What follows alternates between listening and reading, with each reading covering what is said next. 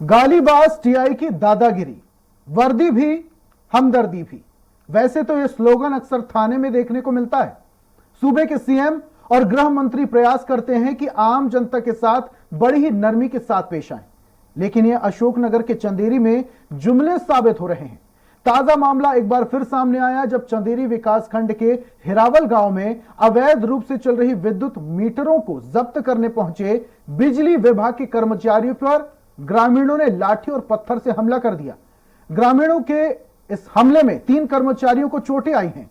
इस दौरान उनकी गाड़ी के कांच भी टूट गए। वहीं इस मामले की शिकायत करने जब बिजली कर्मचारी थाने पहुंचे तो थाने में थाना प्रभारी उमेश उपाध्याय ने कर्मचारियों से नम्रता से बात करना तो बहुत की दूर है, उनके साथ बदसलूकी करना शुरू कर दिया। इस तरह के आरोप अब कर्मचारी लगा रहे हैं। कर्मचारियों का कहना है कि थाना प्रभारी ने उनके साथ अच्छा व्यवहार नहीं किया, जिसके बाद कर्मचारी नाराज होकर चले गए। गौरतलब है कि पहले भी थाना प्रभारी उमेश उपाध्याय का कुछ लोगों के साथ गाली गलौज करता हुआ वीडियो वायरल हो चुका है, लेकिन एक बार फिर थाना प्रभारी उमेश उपाध्याय के इस रवैये से विद्युत विभाग कर्मचारी दल नाराज है और प्रदेश स्तर पर बड़े आंदोलन की बात कर रहा है। सब पढ़े लिखे लोग हो, कर्मचारी लोग हो और इस तरीके की हरकतें करो अनपढ़ जैसी, बिल्कुल क्यों चिल्ला रहे भाई? और इस खबर पर नेता प्रतिपक्ष डॉक्टर गोविंद सिंह जी हमारे साथ जुड़ चुके हैं, उनसे बातचीत करते हैं। गोविंद सिंह जी, एक वीडियो वायरल हो रहा है जिसमें टीआई साहब यहां पर विद्युत विभाग के कर्मचारियों के साथ बदतमीजी करते हुए नजर आ रहे हैं और यह पहला मामला नहीं उनके खिलाफ। इससे पहले भी वो लोगों से गाली गलौज करते हुए वीडियो में कैद हो चुके हैं, वो वीडियो वायरल हो चुका है। लेकिन ऐसे अधिकारियों और प्रशासनिक कर्मचारियों पर गाज क्यों नहीं गिरती? क्या शासन प्रशासन की लेट लतीफी और नाफरमानी है जिस वजह से ऐसे अधिकारियों के हौसले बुलंद होते हैं? सवाल इस बात का है कि जो भारतीय जनता पार्टी की सरकार में कानून व्यवस्था में चोट हो चुकी है, जो लॉ एंड ऑर्डर ठीक बनाए रख, लेकिन लॉ एंड ऑर्डर की परिभाषा बदल गई है। अब तो लाओ और ले जाओ, वोट जमा पर रिश्वत के पैसे ले जाए, रिश्वत देके पैसे लेके कर्मचारी की नियुक्ति होगी। इस प्रकार तो वो निरंकुश हो गए, निडर हो गए हैं। वो कहते मैं इतना दे के आया हूँ, मैं तो लूटूंगा, जनता हमारा क्या कर लेगी। ऊपर से नीचे तक सब अधिकारी हमारे सेट है। आज पुलिस पूरी तरह से अवैध धंधों में लगी है, रेत खदानें चलवा रही है, अवैध पत्थर की खदानें चल रही है और भारतीय जनता पार्टी नेताओं की व्यापार में वो संरक्षक बन के काम कर रहे हैं। वो सब देखते हैं, उनको टाइम कहाँ है व्यापार धंधे से, इससे और पैसा इतना ज्यादा आ चुका है, जनता को लूट लूट कर सरकारी धन का दुरुपयोग करके हुए शराब के ठेकों में शराब सब जगह माफिया जगह जगह शराब बेच रहे हैं, कोई कार्रवाई नहीं। सट्टे चल रहे, जुए के अड्डे चल रहे, तो इन सबसे जो अवैध कमाई जब आ जाती है किसी आदमी पे तो सत्ता पैसे के बल में वो मदमस्त हो जाता है, मदांध हो जाता है और अपने को लोकतंत्र में प्रजा के सेवक होने का बन के बैठ रहे अत्याचार। ठीक है सिंह साहब, आपसे एक चीज और समझना चाहेंगे। पहले एक बार वीडियो वायरल हो चुका है तो सरकार की नींद क्यों नहीं खुलती? सरकार ऐसे अधिकारियों का यही सवाल स्वराज एक्सप्रेस भी ऐसे अधिकारियों से पूछ रहा है। सिंह साहब, आपसे एक बात और समझना चाहेंगे। गृह मंत्री नरोत्तम मिश्रा कहते हैं कि पूरी कोशिश की जाती है कि जो भी पुलिस कर्मचारी अधिकारी हैं जनता से पोलाइटली बात करें, नम्रता के साथ बात करें, लेकिन जब ऐसे वीडियो वायरल होते हैं तो कहीं ना कहीं जनता तक गलत मैसेज जाता है। अब चंदेरी और आसपास के इलाकों में यह आलम है कि पुलिस कर्मचारी अगर कहीं दिख जाते तो जनता घबरा जाती है, जबकि उन्हें सुरक्षित महसूस होना चाहिए, लेकिन उल्टा हो रहा है। केवल कथनी करने में फर्क है। अगर ऐसा है तो पहले काल जब उसका वीडियो वायरल का हुआ था तब कार्रवाई क्यों नहीं की, तब उसको उसके खिलाफ क्यों कठोर कार्रवाई नहीं की?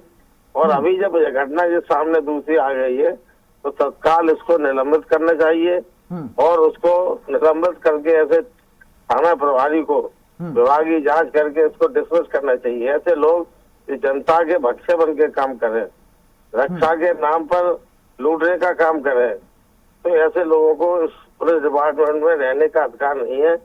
उनको तत्काल कार्रवाई करके डिसमिस करें और घर भेजने का काम करें। अगर इस तरह की कठोर कार्रवाई होगी तो फिर आगे से सबक मिलेगा।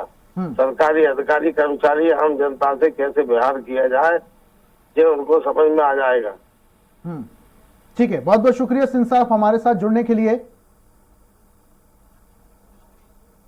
और इस पर हमारे साथ धर्मेंद्र सिंह ठाकरे विद्युत कर्मचारी जुड़ते हैं, सीधा उनसे बातचीत करते हैं। ठाकरे साहब, जब आप लोग इस मारपीट की और गाली गलौज की शिकायत करने के लिए थाने जाते हैं तो टीआई उपाध्याय आपके साथ बदतमीजी करते हैं। इससे पहले कई बार उनके खिलाफ ऐसी शिकायत आ चुकी है, कई बार टीआई साहब वीडियो में गाली गलौज करते हुए कैद हो चुके हैं। मैं बात कर रहा हूं उपाध्याय, टीआई उपाध्याय की। लेकिन आपको लगता है कि इन्हें भी, ऐसे अधिकारियों को भी कुछ उच्च अधिकारियों का संरक्षण प्राप्त होता है, तब जाकर ऐसे अधिकारियों के हौसले बुलंद होते हैं? जी, इस बारे में मैं ये कहना चाहूंगी, हम लोग गए थे यहाँ पे एफआईआर करवाने के लिए, तो पहले तो हमें तो बहुत देर तक, हम जैसे यहाँ 2 बजे पहुंच गए थे एफआईआर करवाने के लिए, हमें शाम 6 बजे तक बिठाया गया। 4 घंटे तक हमारी एफआईआर नहीं हुई। उसके बाद हमसे कहा गया कि आपकी एफआईआर नहीं करने के लिए मेरे पास दबाव है ऊपर से, अगर मैं आपकी एफआईआर करता हूं तो हमें आपके ऊपर क्रॉस एफआईआर करनी पड़ेगी। हमने बोला सर हमने कौन सा गुनाह किया जो हमारे ऊपर क्रॉस एफआईआर होगी? तो टीआई साहब ने कहा कि तो ऐसे में फिर हम आपकी एफआईआर नहीं कर पाएंगे, हम आपकी अज्ञात के खिलाफ एफआईआर करेंगे। तो हमारी एफआईआर होनी थी, हम तो इसी बात भी संतुष्ट हो गए, चलो ठीक है साहब अज्ञात पे एफआईआर कर दो, हम बाद में कोर्ट में बयान में इनको पहचान लेंगे फिर। तो उन्होंने फिर हमारे नामजद आवेदन देने के पश्चात भी नामजद व्यक्तियों के खिलाफ एफआईआर न करते हुए अज्ञात के खिलाफ एफआईआर की। ठीक है ठाकरे साहब, आपसे और भी बातचीत करेंगे, आपसे और भी जानकारी लेंगे। हमारे साथ कर्मचारी नेता वीकेएस परिहार जुड़ चुके हैं, उनसे सीधा बातचीत करते हैं। परिहार साहब, जैसे मामला चंदेरी में आया है, विद्युत कर्मचारी जब जब्ती करने के लिए जाते हैं उनके साथ गांव वाले और कुछ लोग मारपीट करते हैं, गाली गलौज करते हैं, उनकी गाड़ियों में तोड़फोड़ करते हैं। अब यही कर्मचारी जब थाने में शिकायत करने के लिए जाते हैं तो ऐसे उपाध्याय, टीआई जैसे कर्मचारी और पुलिस अधिकारी उल्टा उन पर एफआईआर करने की बात करते हैं। एक कर्मचारी नेता होने के नाते आप क्या सुझाव देंगे? कर्मचारियों को क्या करना चाहिए अब? नहीं, देखिए ये तो बड़ी दुर्भाग्यपूर्ण घटना है। ऐसी घटनाएं पूरे मध्य प्रदेश में और बढ़ती जा रही हैं, क्योंकि हमारे कर्मचारियों के ऊपर चोरी पकड़ने और वसूली करने का दबाव हमेशा रहता है। तो हम लोग तो जाते हैं और चोरियां पकड़ते हैं और कार्रवाई भी करते हैं, लेकिन ग्रामीणों द्वारा जिस प्रकार से उसमें मारपीट तक की जाती हो, जैसे अभी वीडियो इसका भी हमने देखा हुआ है, तो मोटरें उठा के ले जाते हैं लोग बाग। उसके बाद भी अब थाने जाते हैं। तो आपने बताया कि अभी धर्मेंद्र बता रहे थे कि वहां पे 4 घंटे बैठे रहे और टीआई के ऊपर दबाव आ जाता है। तो ये क्या है? ये एक राजनीतिक संरक्षण है, ये सरकार की कमजोरी है। राजनीतिक संरक्षण के बिना ऐसा नहीं हो सकता है कि वो कह रहे हैं कि क्रॉस एफआईआर करेंगे। तो इस पे तो टीआई के ऊपर कार्रवाई तुरंत होना चाहिए। जब कोई कह रहा है कि क्रॉस एफआईआर होगी और हमारे ऊपर दबाव है, तो फिर वो क्यों? अगर ऐसा कोई अधिकारी कहता है कि हमारे ऊपर दबाव है गलत काम करने का, तो ये उसकी कमजोरी नहीं होना मानी जाना चाहिए। ऐसे टीआई को रहने का कोई अधिकार है क्या उस क्षेत्र में? और उसके बदतमीजी की बातें कर रहा है जो, तो आपको लगता है कहीं ना कहीं सरकार को सीधा हस्तक्षेप ऐसे मामलों में करना चाहिए? क्योंकि विद्युत विभाग तो अपना काम कर रहा है। विद्युत विभाग अपना कार्य पूरे ईमानदारी से करता है, लेकिन राजनीति देखिए, फिर विद्युत विभाग के अधिकारी कर्मचारियों को ये कहा जाता है कि आप वसूली नहीं कर पा रहे हो, आप ये नहीं कर पा रहे हो, उनके ऊपर भी कार्रवाइयां होती हैं। लेकिन ये राजनीतिक संरक्षण है। और माननीय मुख्यमंत्री जी से हम लोग पता नहीं कब से मांग करते आ रहे हैं कि विद्युत प्रोटेक्शन एक्ट लाया जाए, तो उस पर वो तैयार नहीं होते हैं। तो ये तो राजनीतिक संरक्षण। और एक टीआई तो हमें थोड़ा ज्यादा ही ओवर एक्टिंग, और जैसा वो बोल रहे हैं कि क्रॉस एफआईआर होगी, तो ये तो वो अपनी नौकरी जो कर रहे हैं वो अक्षम है अपनी नौकरी करने में। अक्षमता है ये उनकी। यदि ये बोलते हैं कि राजनीतिक दबाव है और हमें ये करना है और हमें वो करना है, तो ये बहुत कमजोरी है उस टीआई की, और उसको तुरंत हटाया जाना चाहिए। हटाया क्या? अभी हमारे नेता प्रतिपक्ष जैसा बोल रहे थे कि इस प्रकार के टीआई को तो रहने का, नौकरी करने का कोई अधिकार ही नहीं है। बिल्कुल, और सीधा इसमें शासन को, सरकार को हस्तक्षेप करना चाहिए। परियार साहब, हस्तक्षेप आपके पास करके वापस इसको से आऊंगा। ढका के इनकी धर्मेंद्र इंक्वायरी की जी, जाना। जब आप लोग थाने जाते हैं, आपकी एफआईआर की बात नहीं की जाती, उल्टा टीआई साहब कहते हैं कि आप पर क्रॉस एफआईआर की जाएगी। अब एक कर्मचारी होने के नाते इतने सारे कर्मचारी जब इकट्ठा होंगे तो कहीं ना कहीं सरकार पर, शासन पर दबाव बनाने की कोशिश होगी। किस तरीके से आप दबाव बनाएंगे? हम तो बस सरकार से निवेदन ही कर सकते हैं और आवेदन ही दे सकते हैं कि हमारी जो मांगे हैं। लेकिन ठाकरे साहब, आप निवेदन की बात कर रहे हैं, ठाकरे साहब आप निवेदन की बात कर रहे हैं, लेकिन कल को वापस से ऐसी स्थिति बनेगी और जब आप पर वसूली के लिए दबाव बनाया जाएगा तो आपके अधिकारी आप पर दबाव बनाएंगे, लेकिन जब ऐसी कुछ घटना हो जाएगी तो पुलिस अधिकारी अपना काम करने से बचेंगे, फिर क्या करेंगे आप? फिर हम क्या कर सकते हैं? हम लोग काम बंद कर सकते हैं। तो कुल मिला के ठाकरे साहब आप ये कह रहे हैं कि कहीं ना कहीं शोषण तो हो ही रहा है, कर्मचारी अपना काम करना चाहता है, लेकिन जो जवाबदार हैं वो कहीं ना कहीं काम नहीं करने दे रहे हैं। बिल्कुल। तो ठाकरे साहब, ऐसे में क्या एक्शन लिया जाना चाहिए? सरकार से आप निवेदन करेंगे, सीधा संवाद करेंगे, सरकार तक अपनी बात किस तरीके से पहुंचाएंगे? सरकार तक हम पहले भी आंदोलन और धरना प्रदर्शन के द्वारा अपनी मांगे पहुंचा चुके हैं कि हमें एक विद्युत प्रोटेक्शन एक्ट दिया जाए, इसके तहत हमारे विभाग में जितने भी कर्मचारी हैं उनकी सुरक्षा का प्रावधान हो, उनकी सुरक्षा के लिए किया जाए। ठीक है, ठाकरे साहब बने रहिए हमारे साथ, आपसे और चीज बातचीत करेंगे हम। कांग्रेस प्रवक्ता राम पांडे जी हमारे साथ जुड़ चुके हैं। पांडे साहब, चंदेरी में जो मामला हुआ है, आपको पता होगा, आप तक जानकारी पहुंची होगी, किस तरीके से विद्युत विभाग के कर्मचारी वसूली करने के लिए पहुंचते हैं घटनास्थल पर, लेकिन वहां गांव के जो लोग हैं उनके साथ मारपीट करते हैं, गाली गलौज करते हैं। जब यही अधिकारी एफआईआर करने के लिए थाने जाते हैं तो वहां के टीआई साहब उल्टा उन पर क्रॉस एफआईआर की धमकी देते हैं, और तो और कहते हैं कि एफआईआर हो ही नहीं सकती, वरना मुझे आपके ऊपर क्रॉस एफआईआर करनी होगी। तो कहीं ना कहीं ये पुलिस प्रशासन की दादागिरी है या फिर ऐसे टीआई अपना काम करने में असफल हैं? क्या कहेंगे? जी जी, पूरे मध्य प्रदेश में अराजकता फैली हुई है। आप ये समझ लीजिए कि जब गरीबी बढ़ती है तो अराजकता फैलती है। महंगाई, बेरोजगारी, रोजगार नहीं होना, व्यापार नहीं होना, गरीबी बढ़ते जाना, लोन लेते रहना, तो मध्य प्रदेश की पूरी व्यवस्था बिगड़ती जा रही है।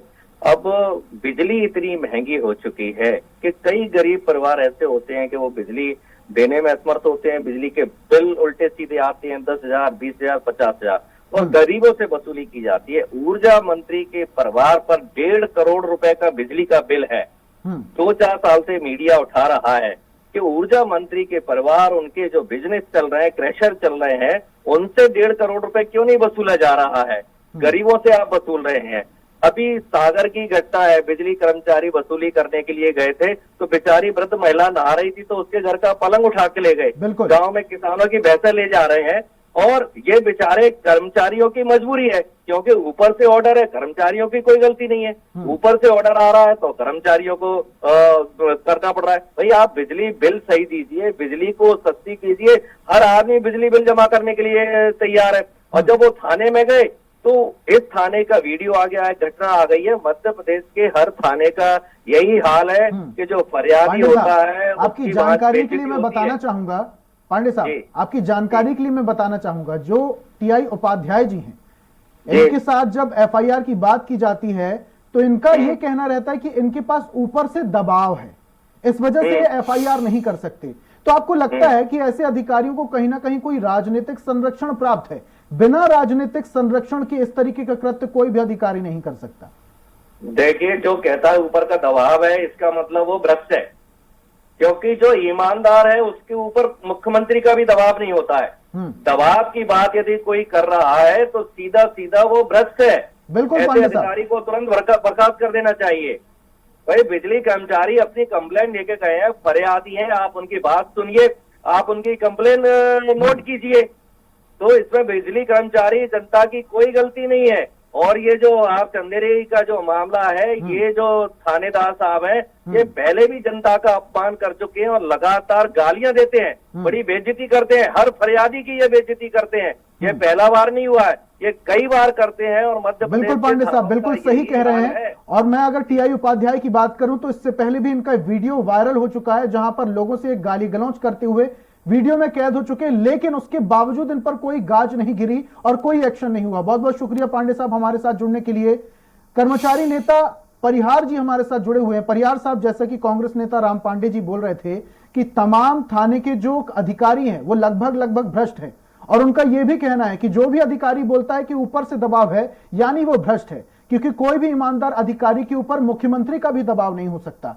एक कर्मचारी नेता होने के नाते तमाम कर्मचारियों की जवाबदारी आपके मजबूत कंधों पर है। इस मामले को ऊपर तक कैसे लेके जाएंगे साहब? नहीं, अभी हमने वहाँ के एसपी साहब से अपने आप के जुड़ने के पहले हमने वहाँ की पूरी जानकारी ली। एसपी साहब से हमने वहाँ के शर्मा जी हैं, अशोक शर्मा जी, उनसे बात भी की थी कि क्या स्थिति है। तो उन्होंने बोला है एसपी साहब से बात हुई है और कलेक्टर से बात हुई है, क्योंकि टीआई ने अज्ञात के नाम पे, जबकि नाम देने के बावजूद भी अज्ञात के नाम पे एफआईआर करना, तो ये भ्रष्टाचार बिल्कुल क्लियर दिखता है। जब हम नाम दे रहे हैं तो फिर आप अज्ञात के नाम पे क्या उनसे, या तो उनसे उनकी सेटिंग हो चुकी है, इसलिए भ्रष्टाचार बिल्कुल क्लियर दिख रहा है। यदि शासन को इसमें भ्रष्टाचार नहीं देखे वो अलग बात है, लेकिन हमारे शर्मा जी की एसपी साहब से, कलेक्टर साहब से बात हुई है, उनने आश्वासन दिया है कि नहीं, उनके नाम जोड़े जाएंगे और उन पे कार्रवाई भी होगी।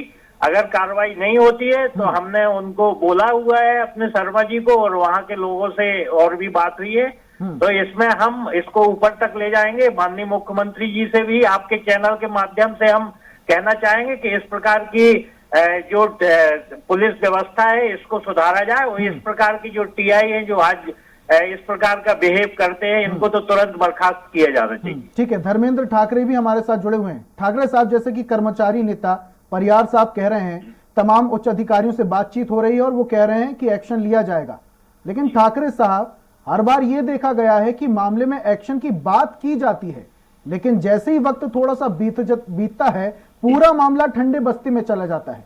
आप अगर पीछे हट जाएंगे तो शायद ये मामला भी ठंडे बस्ती में चला जाएगा। तो ठाकरे साहब, क्या आप पीछे हट जाएंगे या फिर अपनी लड़ाई आगे भी जारी रखेंगे? हम अपनी लड़ाई पूरी तरह से आगे तक जारी रखेंगे। अगर हमारे जो एफआईआर हुई है उसमें अगर नाम नहीं जोड़े जाते हैं आरोपियों के, तो हम लोग एक ज्ञापन देके सीधा सा अपना काम बंद कर देंगे। हम लोग सीधे कह देंगे स्पष्ट तरीके से कि ऐसे असुरक्षित माहौल में हम लोग काम नहीं कर पाएंगे। ठीक है, बहुत बहुत शुक्रिया ठाकरे साहब हमारे साथ जुड़ने के लिए, तमाम जानकारियां साझा करने के लिए। परिहार साहब, आपका भी हमारे साथ जुड़ने के लिए बहुत बहुत शुक्रिया। और आज हम बात कर रहे थे जैसा कि गालीबाज टीआई की धमकियां अब लोगों तक पहुंचने लगी हैं, लोगों के अलावा अब बिजली विभाग के कर्मचारियों के कानों में भी पड़ने लगी है, जब ऐसे टीआई एफआईआर लिखने से मना कर देते हैं और कहते हैं कि इनके पास ऊपर से दबाव है। अब ऐसे में सवाल यह उठता है कि आखिर ये विद्युत कर्मचारी जाएं तो जाएं कहां?